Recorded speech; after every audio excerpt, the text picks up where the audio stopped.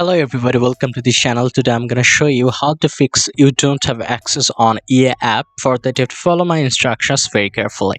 So basically there are so many solution here. I will show you some of the solution from a good article that I found, which is sharkariexam.com. So basically you have to start a download for another video game and cancel the download. So this is the easiest way to refresh it and you will have that access. So you have to just open EA app on your PC, then you have to navigate browse section to locate a game and go to your game library to select a game that you already own. Then you have to click on that game you intended to download. Okay, so you have to just press the download button to commence the download process. Once the download initiates, click the game's downloading progress bar and go to the downloads button section. So you have to press X or cancel button adjacent to the game's progress to halt the download. That will refresh it and hopefully you will get access to EA app or any other game.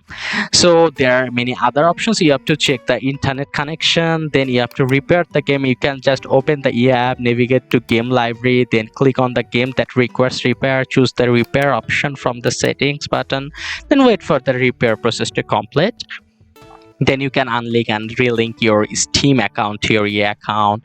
Then you can recover the EA app. Just open EA app menu and go to help and choose EA app recovery from the menu and follow the on-screen prompts to complete the recovery process. You can also clear the cache in the EA app.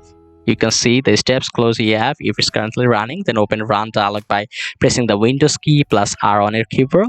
Then you have to type %program data %, press enter to open the program data folder, then locate electronic arts folder, open it, then inside find the folder EA app and similar one and open it. Look for a folder named cache and delete its contents.